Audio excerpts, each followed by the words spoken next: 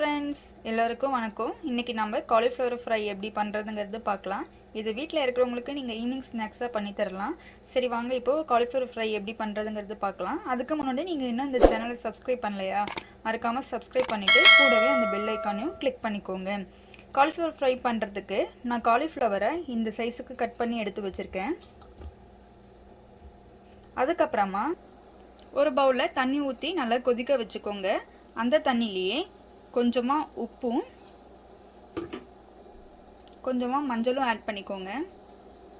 எதுக்காக அப்படின்னா, அந்த காலிஃப்ளவரில் இருக்கிற குட்டி குட்டி பூச்சி அழுக்கெல்லாம் எடுக்கிறதுக்காக தான். இப்போ தண்ணி நல்லா கொதிச்சு வந்துருச்சு. இதில் நம்ம இந்த காலிஃப்ளவர் ஆட் பண்ணிக்கலாம். 2 to 3 நிமிஷம் நல்லா வேகட்டும். ரொம்ப வேக விடாதீங்க, அதுக்கப்புறம் உங்களுக்கு காலிஃப்ளவர் குழஞ்சிரும், அந்த கிறிஸ்பினஸ் வராது. ஸோ நீங்கள் 2 to 3 நிமிஷம் மட்டும் வேக வச்சு எடுத்து வச்சுக்கோங்க. க்ளீன் பண்ணி இந்த மாதிரி தண்ணியை வடிகட்டி எடுத்து வச்சுக்கலாம். அதுக்கப்புறம் இதில் இஞ்சி பூண்டு விழுது 1 ஸ்பூன், காஷ்மீரி ரெட் சில்லி எடுத்திருக்கேன் கலருக்காக,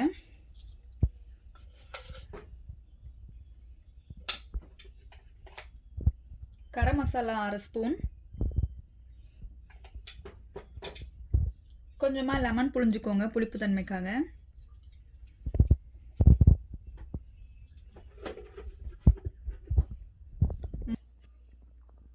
மைதா மாவு பெரிய ஸ்பூனில் 1 கப்,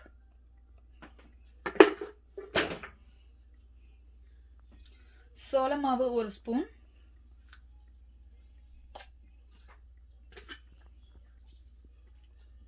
அரிசி மாவு 1 ஸ்பூன்,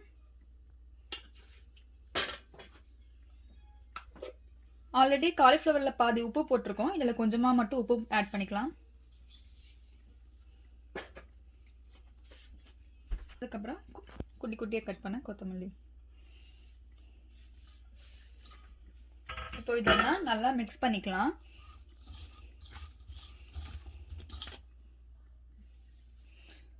இதுலேயே தண்ணி லைட்டாக தெளிச்சுக்கலாம்.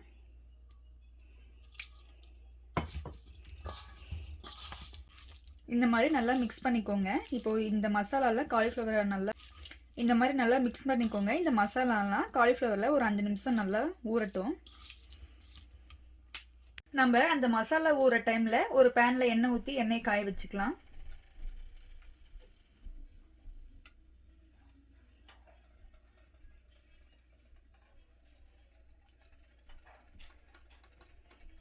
எண்ணெய் காஞ்சிச்சு. நம்ம இப்போ காலிஃப்ளவர் இதில் போட்டுடலாம்.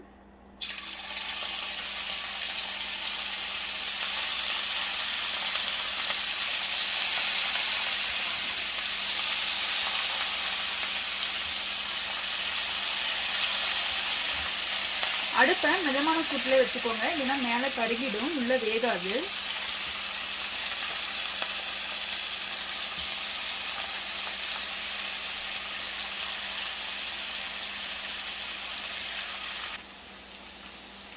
இது அப்பப்போ திருப்பி போட்டுட்டே இருங்க.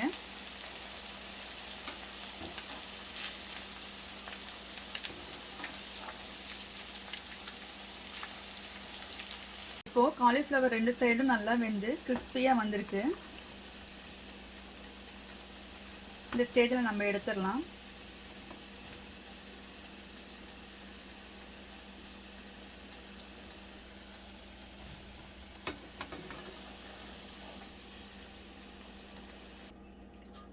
இதே மாதிரி மீதி இருக்கிற காலிஃப்ளவரும் நம்ம போட்டு எடுத்துடலாம்.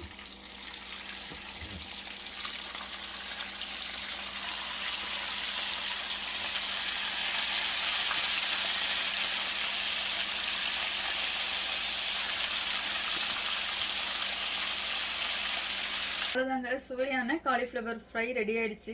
நீங்களும் இதை வீட்டில் ட்ரை பண்ணி பாருங்கள். எப்படி இருந்துச்சுன்னு கமெண்ட் பண்ணுங்கள். மறக்காமல் இந்த வீடியோ உங்களுக்கு பிடிச்சிருந்துச்சுன்னா உங்கள் ஃப்ரெண்ட்ஸ்க்கும் ஷேர் பண்ணுங்கள். அப்படியே அறுசுவை மொட்டுக்கள் சேனலுக்கு சப்ஸ்கிரைப் பண்ணிவிட்டு கூடவே இந்த பெல் ஐக்கானையும் கிளிக் பண்ணிக்கோங்க. தேங்க்யூ.